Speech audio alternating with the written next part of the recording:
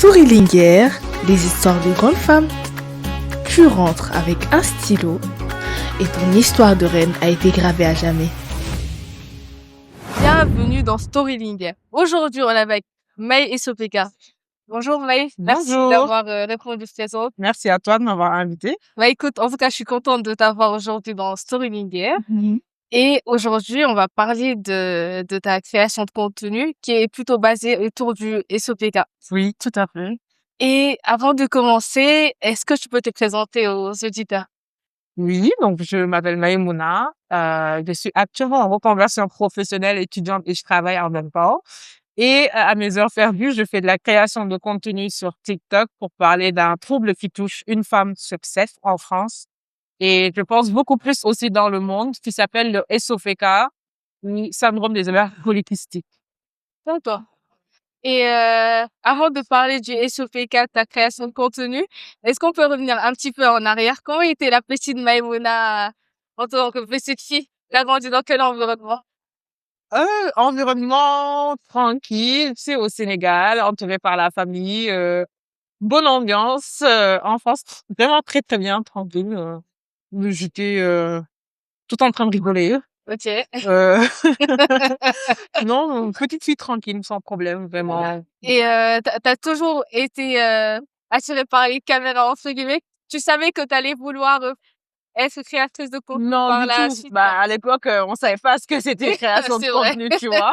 Mais j'ai toujours eu, cette envie de partager, ça c'est sûr.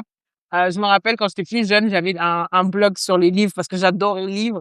Et du coup, j'avais un Skyblog. Je sais pas si tu te rappelles de ça, Skyblog. Je connaissais pas du tout, Ouais, je je pense que t'avoue. c'est même pas ta génération, tu vois? Et D'accord. j'avais un blog et tout. J'ai toujours eu envie de partager, même sur les réseaux, quand c'était au tout début sur Facebook, Instagram. Je postais plein de trucs pour partager ma vie sur plein de sujets. Donc, pas création de contenu, mais juste cette envie de partager, ça a toujours été dans ma vie depuis petite. Quoi. OK. Ouais. Et donc par la suite, d'où t'es venue l'idée de te dire: «OK, là, je vais me lancer sur TikTok pour informer, autour du SOPK»? En fait, tout a commencé quand moi, j'ai été diagnostiquée du SOPK. Je connaissais absolument pas ce trouble-là. Je savais pas du tout ce que c'était. Et donc, du coup, mon premier réflexe, ça a été d'aller voir sur les réseaux, est-ce qu'il y a des personnes qui, du coup, elles, ont le SOPK. Et j'ai vu qu'il y en avait une ou deux, en tout cas dans la communauté française. C'était beaucoup plus dans la communauté anglaise, américaine, où, en fait, il y avait énormément d'informations parce que c'était déjà plus vulgarisé. En France, il y avait rien, quoi. Ah oui, Et surtout pas, et celles que je voyais, c'était des personnes blanches. Donc, il y avait pas vraiment de personnes africaines noires qui en parlaient. c'est ça. Et pourtant, beaucoup de femmes de notre communauté sont touchées. Et j'ai dit, écoute, je vais en profiter pour partager parce que j'ai dû apprendre à peu près sur le tas à gérer ce trouble-là. Et c'est des informations que si tu fais pas tes recherches, si tu te renseignes pas, tu lis pas, tu vas pas le savoir comme ça. Et même les médecins ne te les donnent pas. Donc, je me suis dit, ce serait bien d'en parler sur les réseaux et d'aider le maximum de femmes, en fait, qui se retrouveraient dans la même situation que moi, diagnostiquées SEPK, mais en fait, on te donne aucune solution pour le vivre au quotidien. Totalement. Et du coup, ça c'était, en quelle année quand tu t'es lancée? Je pense que c'était en 2022. D'accord. Ah purée! Ouais. Même en 2022, on n'arrivait pas à avoir accès, à beaucoup d'informations autour de ces sujets. Ouais. Ça fait quand Aujourd'hui, même peur, aujourd'hui, on en parle beaucoup plus oui, et on j'en en suis parle beaucoup. contente. Enfin, voilà, faut que les femmes en parlent. Mais c'est vrai qu'en 2022, c'était il y a 4 ans, Oui, ouais. oui, quand même. Il y avait pas autant d'informations qu'aujourd'hui. Purée. OK. Et ah oui, avant de continuer, ce serait bien quand même qu'on explique qu'est-ce que le SOPK? Oui. En mots simples, une personne qui connaît pas forcément Ouais. le SOPK, OK. qu'est-ce que tu lui dirais pour l'expliquer? Alors, c'est un nom très barbare, hein, SOPK, Oui. syndrome des ovaires polykystiques, quoi, ça veut dire quoi ça? Mais Exactement, en ça fait, fait peur. c'est juste en mots simples, c'est un trouble hormonal. C'est un D'accord. dérèglement de nos hormones Mmh. qui va venir créer plein de petits symptômes qui gâchent la vie d'une femme. C'est un trouble, les scientifiques ne savent pas exactement d'où ça vient. On sait juste qu'il y a des prédispositions génétiques, c'est-à-dire que tu peux naître avec un encodage de ton ADN qui fait que tu as le SOPK. D'accord. Comme ça peut être développé tout au long de ta vie, parce que tu as eu un stress traumatique ou parce que il y a des perturbateurs endocriniens, tu sais, dans l'environnement avec des toxines, etc., qui viennent impacter nos hormones. Mais en gros, le SOPK, c'est juste un trouble hormonal qui va venir créer plusieurs symptômes chez la femme.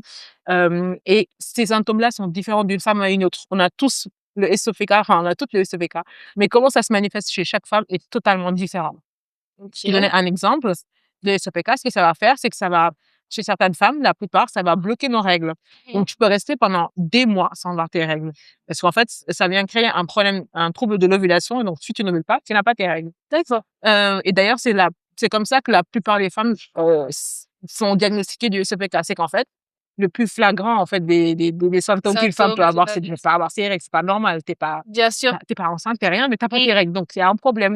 Donc, ça te pousse à aller consulter un gynécologue qui te fait des examens et un bilan hormonal, donc une prise de sang, et qui te dit, ah, en fait, vous avez un trouble hormonal. C'est ça qui bloque vos règles. Mais les règles, c'est juste un symptôme du SOPK. Il y en a plein d'autres.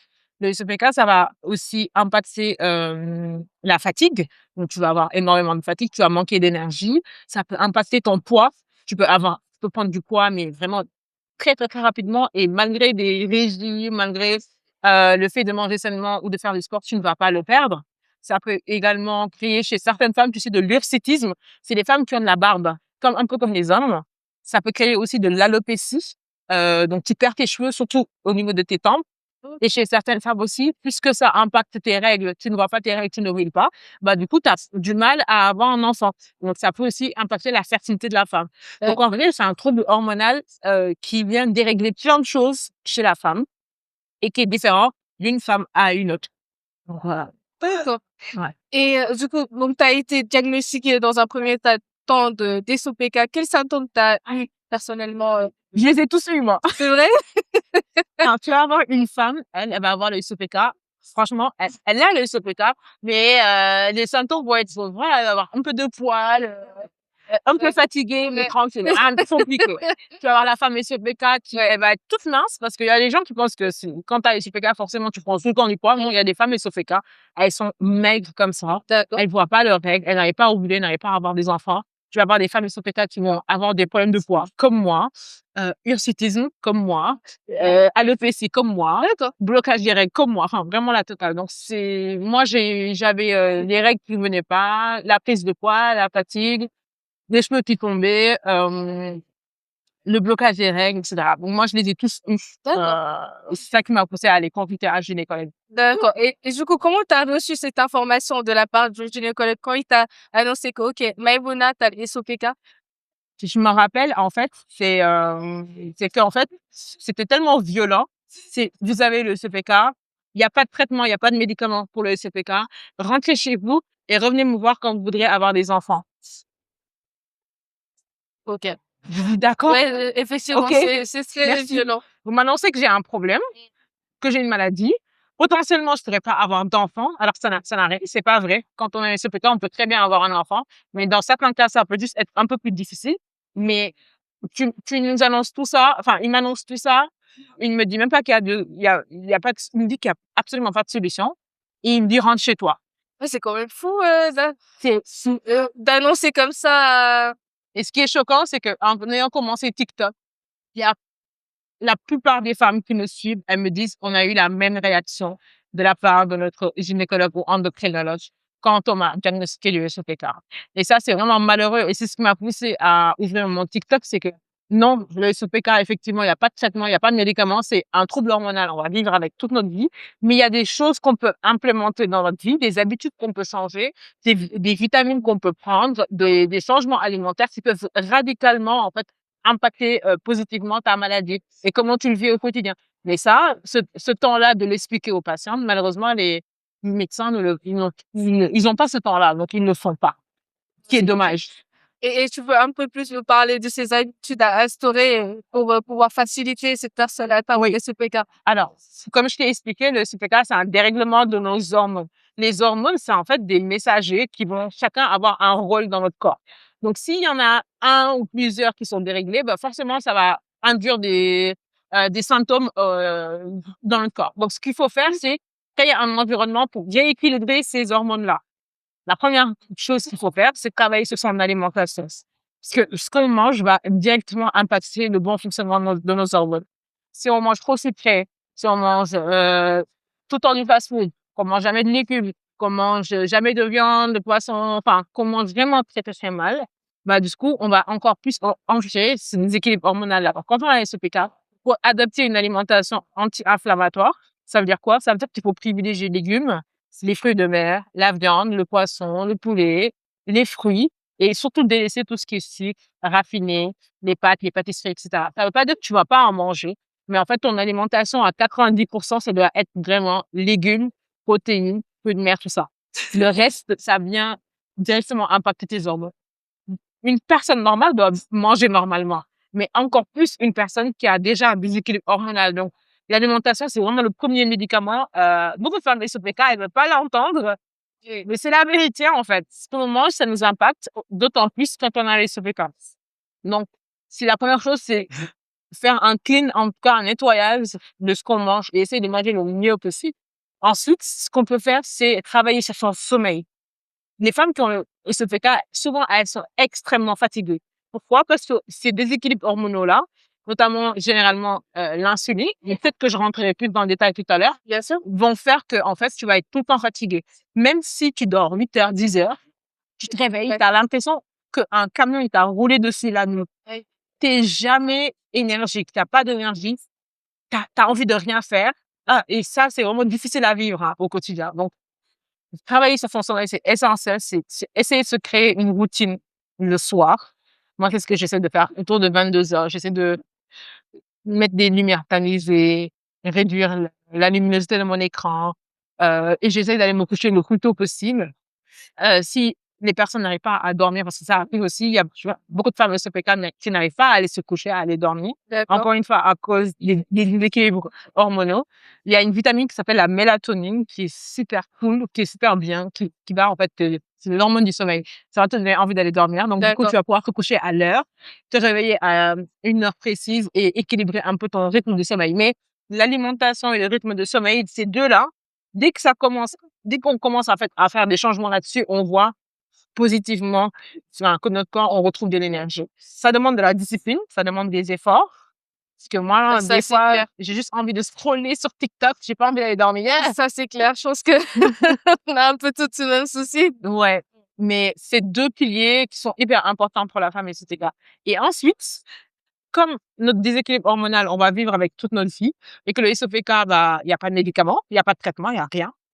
On va prendre des vitamines qui vont venir en support à nos hormones. Il y a une vitamine qui est super connue pour le SOPK qui s'appelle l'inositol. C'est la vitamine B8, il me semble. D'accord. Elle s'appelle l'inositol. Et ça, il y a eu plein de recherches scientifiques qui ont été faites dessus. Et en fait, ça vient équilibrer nos hormones, ça vient réguler nos cycles, ça vient réguler aussi le sucre. J'en parlerai tout à l'heure parce que le sucre, c'est très important pour 70% des femmes qui ont le SOPK. Elles ont aussi des problèmes de gestion du sucre dans le corps. D'accord. Donc, ces femmes-là, elles sont sujettes à avoir plus tard un diabète. Donc, hyper important de faire attention à ça. Donc, l'inositol va travailler là-dessus. Enfin, l'inositol, c'est le complément de base pour toute femme qui a le SOPK. Après, il y a le magnésium bisglycinate, il y a les oméga-3, la berberine. Bref, ça va dépendre en fonction de ta problématique et comment ton SOPK t'impacte. D'accord. Mais en gros, vraiment les solutions, c'est je fais attention à mon alimentation, je fais attention à mon sommeil, je prends des vitamines pour apporter de l'équilibre à mes hormones et je fais aussi de l'activité physique. C'est pour l'instant, c'est vraiment les solutions qui sont à la portée de presque tout le monde, mais pour améliorer ces symptômes du SOPK. En tout cas, moi, c'est ça qui m'a permis de perdre du poids, de maîtriser mon poids, de retrouver mes cycles menstruels, parce que je D'accord. pouvais rester 6 mois sans avoir de règles. Genre, j'avais des règles 2 fois par année. Et de retrouver de l'énergie aussi, de pouvoir faire les choses du quotidien comme tout le monde, en fait. OK. Ouais, Donc, adopter un mode de vie sain. tout à fait. D'accord. Ouais. OK. Bah, et une fois que tu as lancé donc ta page TikTok, comment ta communauté a réagi? Est-ce que tu reçois souvent des témoignages pour te dire ah Maïmouna, tu m'as aidé parce que tu sais avant je sais pas, j'arrivais pas à, par exemple maîtriser mon sommeil là, grâce à tes conseils, Ouais. là j'arrive. Donc Bah, c'est tout le temps, hein. Franchement, c'est pour ça que je suis super contente d'avoir fait ce TikTok-là, parce qu'en fait, aujourd'hui, vu qu'il y a mes vidéos qui sont dessus, Je suis plus trop sur les réseaux en ce moment, je publie plus beaucoup, mais j'ai tout le temps des gens qui m'écrivent des commentaires en me disant waouh, j'ai testé l'inositol, ça m'a changé la vie. Il y a beaucoup de femmes que j'ai aidées et qui ont pu en fait arriver à avoir un enfant, alors que ça faisait des années qu'elles n'arrivaient pas à avoir un enfant, à tomber enceinte, parce qu'en fait, malheureusement, les médecins n'insistait pas sur l'alimentation, etc. Tu sais, les médecins, ils nous disent toujours manger 5 fruits et légumes, faites attention au gras. Mais, et on le sait tous, mais on n'y fait pas attention, tu vois. Quand tu as quelqu'un qui a elle-même le CPK comme toi, qui te dit que ça marche, ça te motive. Exactement. Quand tu fais les efforts, tu fais ça, tu prends tes compléments et que tu vois des résultats, te dire, en fait, c'est pas des conneries ce qu'ils disent, c'est la vérité. Ouais, totalement. Donc, oui, j'ai des témoignages tout le temps et moi, j'en suis la plus heureuse. Faut que, même pas que moi, hein, mais que toute femme SOPK qui teste des trucs, ça marche pour elle, qu'elle le partage et que, avec la magie des réseaux, que tout le monde puisse en bénéficier. Ouais, en tout cas, c'est très beau d'avoir pris cette initiative. Moi, j'ai un gros respect pour toutes ces créatrices de contenu qui mettent en avant des sujets comme ça qui sont hyper importants dans la société. Parce qu'il y en a plein maintenant qui disent ah oui, je sais atteindre des SOPK, mais je sais pas trop quoi faire. Ah, je Oui. sais atteindre des SOPK, j'ai quand même peur. Mais du coup, c'est important d'avoir ce genre de personnes qui rassurent derrière Oui. pour dire que c'est OK d'avoir le SOPK. Il suffit de maîtriser son alimentation, changer son mode de vie. Et puis Ouais. voilà. Faut surtout pas qu'elles aient peur. Parce qu'en fait, c'est vrai que quand on te dit que c'est un truc que tu vas vivre avec toute ta vie, je me dis, en fait, moi, je suis malade, il y a un problème et tout. Faut pas qu'elles aient peur. Faut juste faire un changement de mindset. Moi, je suis croyante. Donc, je me dis, OK, je suis née avec ce truc-là. C'est Dieu qui me l'a donné comme épreuve. On fait quoi maintenant, tu vois? Donc, je me dis que c'est quoi la solution? C'est de faire attention à mon alimentation? C'est de faire attention à moi? Bah, donc, je le prends comme je essaie de le prendre positivement. En mode, le SPK me pousse à encore plus prendre soin de moi, en fait. Donc, j'essaie de le prendre comme ça pour pas que ça pèse sur ma vie. Oui. Et surtout, faut pas que non plus qu'elles aient peur. Parce que souvent, quand on dit qu'on a les SPK, tout de suite, on dit, ah ouais, mais est-ce que tu arriveras à avoir des enfants? Ça n'a rien à voir. Rien à voir. Il y a C'est plein de important femmes- de le souligner. Oui, il y a plein de femmes les SPK qui ont des enfants, même naturellement. Parfois, si tu as un problème d'ovulation, les médecins peuvent te donner des médicaments pour t'aider à bien ovuler. Mais il y a plein de femmes SPK qui tombent enceintes tous les jours, donc faut pas qu'elles aient peur, en tout cas de ce côté-là. Ok. Du coup, Ouais. comment se passe le diagnostic et il faut aller voir quel professionnel de santé pour nous dire qu'on a le SPK. Ah, comme le SPK, il y a plein de symptômes différents. Il y en a 3 qu'il faut absolument regarder. Par exemple, si tu n'as pas tes règles tous les mois, tous les cycles, ou que tu as une fois les règles et tu peux rester 3-4 mois sans les voir, donc tu as des irrégularités de règles, ou tu les as absolument pas. Il y a des femmes qui restent des années, elles n'ont pas leurs règles. Ça, c'est un premier signe que peut-être tu as le SPK. Le deuxième signe, c'est est-ce que tu as de l'hyperandrogénie? L'hyperandrogénie, c'est un excès des hormones androgènes chez la femme. En fait, la femme, comme l'homme, a des hormones androgènes. C'est les hormones qui rendent l'homme. C'est les hormones qui font que tu as de la barbe, tu as des traits masculins. La femme doit en avoir, mais en toute petite quantité, pas beaucoup. Sauf que chez la femme qui a le CPK, cet androgène-là sont élevés et du coup, ça peut créer la barbe chez la femme, la calvitie, la prise de poids au niveau du ventre, l'acné, la peau grasse. Donc, si tu as ces signes-là, peut-être que tu fais de l'hyperandrogénie. Donc, ça, c'est le deuxième symptôme pour diagnostiquer le SPK. D'accord. Le troisième, c'est, par exemple, tu es parti faire une échographie et on voit au niveau de tes ovaires que tu as des ovaires polykystiques. D'ailleurs, on le retrouve dans le nom des SPK. En fait, les ovaires polykystiques, c'est quand tes hormones sont déréglées. Ça va, du coup, dans tes ovaires, au lieu d'avoir des follicules, parce que c'est même pas des kystes, c'est des follicules. Le nom, il est un peu faux. Au lieu d'avoir un nombre normal de follicules, à peu près 10 par ovaire, tu vas avoir, la femme SPK va en avoir 20, 25, 30, tout simplement parce qu'à cause du dérèglement hormonal, on va sortir plus de follicules qu'une femme normale. Et c'est pour ça qu'on appelle ça ovaire polykystique. On devrait l'appeler ovaire multifolliculaire. D'accord. Donc, c'est les 3 symptômes. C'est j'ai un problème, un trouble des règles, j'ai un ou plusieurs signes d'hyperandrogénie, et aussi, on m'a fait une échographie, on a vu que mes ovaires, soit ils étaient trop gros ou ils avaient trop de follicules. Donc, ces 3 symptômes-là, si tu les as, ou si tu as 2 sur ces 3-là, c'est suffisant pour te diagnostiquer de SEPK. Par contre, le SEPK, ça ne se diagnostique pas juste en faisant une échographie. Par exemple, il y a des femmes, elles vont voir un médecin, il fait une échographie, il voit que les ovaires sont multifolliculaires ou trop gros et il diagnostique le SEPK. Non, parce qu'en fait, il y a plein d'autres maladies qui provoquent aussi le fait que les ovaires sont multifolliculaires. Donc, le SEPK, pour le diagnostiquer, c'est on regarde déjà les symptômes de chart. Ensuite, on te fait un examen, une échographie ou une IRM pelvienne. Ou en plus, on te fait aussi un bilan hormonal. Parce qu'en fait, le SEPK, c'est un trouble hormonal. Donc, il faut aller voir si toutes les hormones sont bien en ordre. D'accord. Donc, c'est vraiment diagnostic. On regarde tes signes cliniques, ce que tu vois sur ton corps, D'accord. l'échographie ou l'IRM pelvienne, mais aussi l'analyse de sang. Et c'est ensemble que ton médecin pourra diagnostiquer du SEPK. D'accord. Ok. Ouais, très bien. Bien. Est-ce que t'as un message à faire passer, un truc à rajouter? Bah, Ah. le seul message que j'ai à rajouter, c'est franchement ne pas négliger ces symptômes. Tout ce qu'on vient de citer là, si par exemple la personne le ressent dans son corps, qu'elle n'hésite pas à aller voir soit un gynécologue, soit un endocrinologue. Le gynécologue, c'est bien, surtout si tu es en projet bébé, etc. Mais l'endocrinologue, lui aussi, c'est bien parce que c'est le spécialiste des hormones. C'est un médecin qui est spécialisé en hormonologie.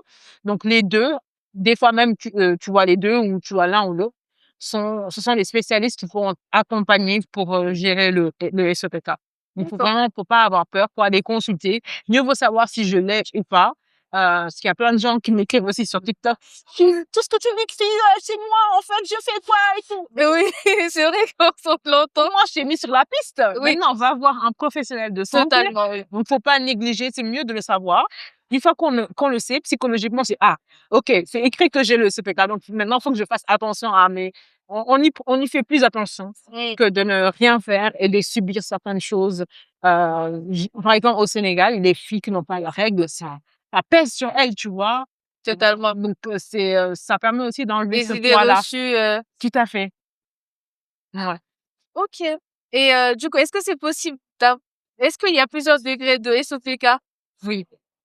Et En fait, c'est pas des degrés, mais en fait, il y a des niveaux de sévérité. OK. Comme je t'ai expliqué, en fait, le SPK, il se manifeste différemment des femmes à une autre. Tu sais, les symptômes sont tellement différents. Oui. Donc, chaque femme a, moi, par exemple, moi, c'est mon poids, mon gros problème. Mais d'autres femmes, ça va être, par exemple, la fatigue. D'autres femmes, ça va être l'excitisme. Elles doivent s'épiler tous les matins avant de sortir de chez elles. Donc, il y a pas de stade 1, stade 2, stade 3. Parce qu'en fait, c'est différent d'une femme à une autre. Mais voilà. Donc, c'est... OK. Ouais. Bah, écoute, même voilà, je pense qu'on a fait le tour. Et du coup, on va passer à la deuxième partie, du coup, le jeu. Donc, le jeu, il s'appelle Linger et vrai. OK. Donc, il va falloir répondre par vrai ou faux. C'est une série de 7 questions autour des femmes influentes du monde. D'accord. OK. Attention, il y aura des questions pièges, hein. OK. Bah, alors, tac. Maïmouna, t'es prête? Oui, c'est parti. Super. Linger, est-ce vrai que Michelle Obama a été la première dame afro-américaine des États-Unis et qu'elle a lancé un programme pour lutter contre l'obésité infantile? Oui, Oui, c'est vrai. c'est vrai. Alors, si c'était juste la première femme afro, je sais même pas si c'est elle, du coup, la première dame afro. Bon, en tout cas, c'est la première dame afro-américaine des États-Unis à avoir lancé ce Oui, le programme. programme, oui. Mais afro, j'avais un doute. J'aurais Oui. resté sur afro, Ah, je sais pas. OK. J'aurais dit, ah, je sais pas. Mais quand t'as rajouté le suite, oui, c'est vrai. Je me Ouais. rappelle sa campagne Move, là, Ouais, exactement. avec Beyoncé. Ah, t'es bien renseigné? C'est bien. Alors, deuxième question. Linger, est-ce vrai que Mariam Abba, du coup, on va au Sénégal, célèbre auteure sénégalaise, a écrit son roman Une si longue lettre alors qu'elle était encore adolescente? Non. Et c'est faux. Elle C'est a faux, écrit hein? à l'âge adulte. Oui. Du Et coup, puis, ça s'inspire un peu de sa vie, non? exactement, de sa vie Ouais. de femme, Voilà. avec son mari. Ouais. Super.